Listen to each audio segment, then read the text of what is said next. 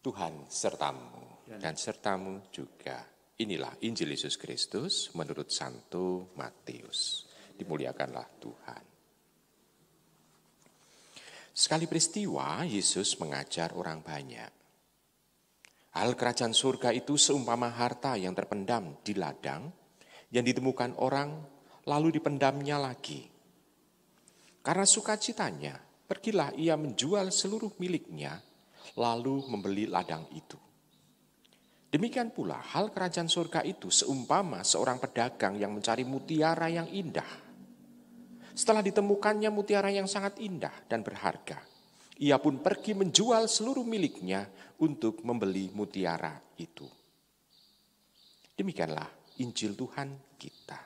Terpujilah Kristus. Ibu, bapak, saudara-saudari yang terkasih dalam Yesus Tuhan. Dikatakan di sana hal kerajaan surga seumpama harta yang terpendam di ladang dan ditemukan orang lalu dipendamnya lagi supaya orang bisa membeli harta itu. Artinya di sana tampak bahwa tidak ada yang namanya rampasan. Jadi orang harus dengan jujur, ketulusan, usaha untuk mendapatkan harta terpendam itu. Tidak bisa dengan sesuatu yang kasar, semena-mena, sewenang-wenang, dengan merampas hak. Kenapa? Karena yang mempunyai tanah atau mempunyai ladang yang menyimpan harta benda itu adalah milik seseorang dan dia harus membelinya. Dan dalam membeli itu dia berusaha sedemikian rupa supaya mendapatkan harta itu dengan baik. Dan kita juga bisa melihat, kalau nanti pun dia mendapatkan harta itu, dia percaya bahwa harta itu nantinya akan memberikan suatu kebaikan dan keselamatan bagi hidupnya.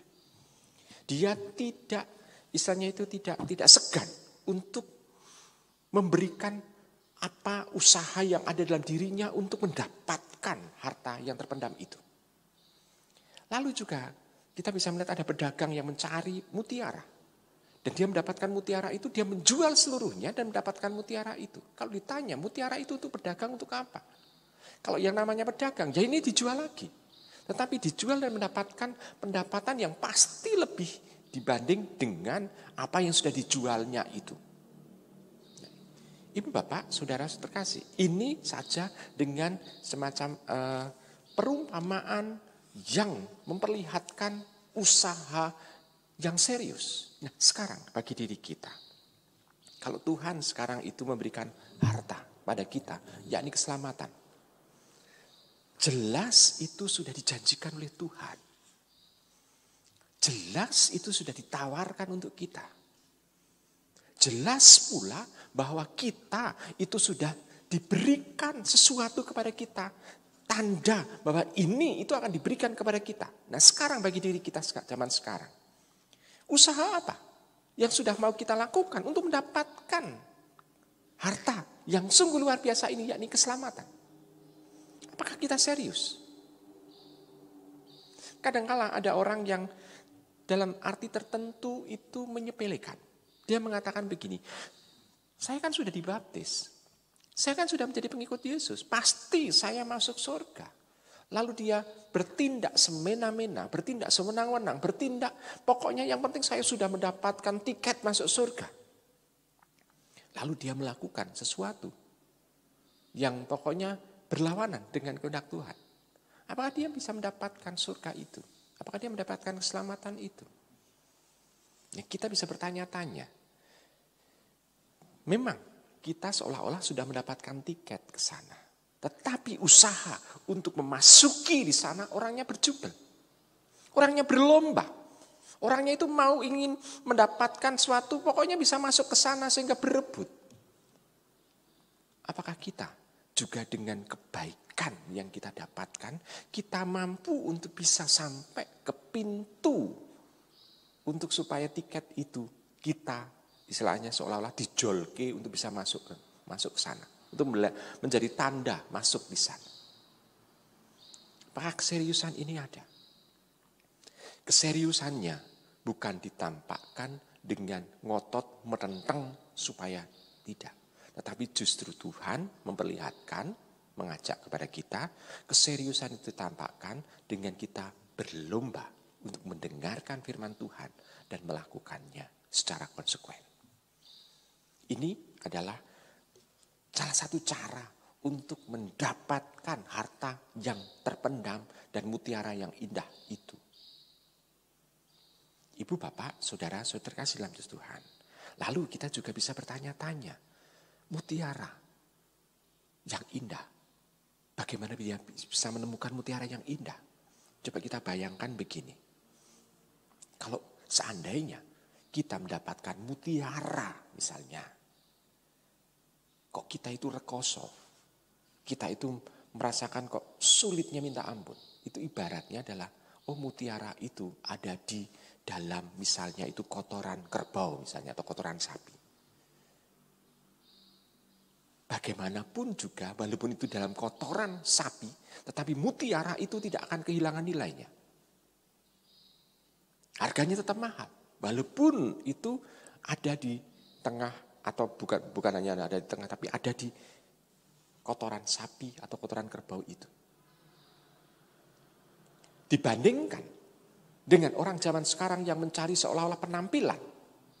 Seolah-olah kita bisa melihat ada piring yang sungguh sangat indah, tapi di dalamnya itu kotoran sapi, disemprot dengan parfum, ditutupi. Orang seringkali justru akan memilih yang indah, yang bungkusnya itu, tetapi dalamnya adalah tai sapi. Nah, ibu, bapak, saudara terkasih, maka kita jangan menilai usaha, kesusahan kita, kesedihan kita, kekecewaan kita ini dengan apa yang sudah dijanjikan oleh Tuhan.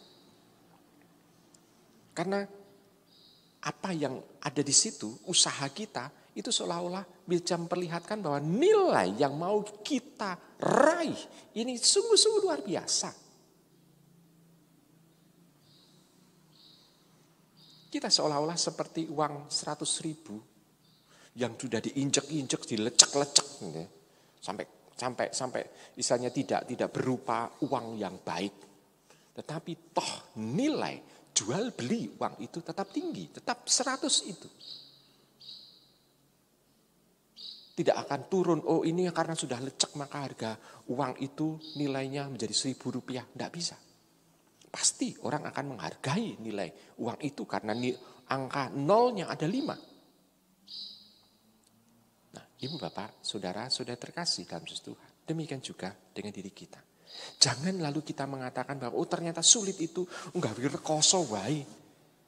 Selalu kita getuni, padahal kita tahu bahwa nilai yang indah, nilai yang mahal, nilai yang luar biasa itu ternyata tidak hanya melulu dijanjikan oleh Tuhan, tetapi sudah ada di mata kita. Kita mau enggak mendapatkan itu? Maka tawaran Tuhan ini berlaku untuk diri kita. Supaya kita jangan menilai susahnya untuk mencari itu.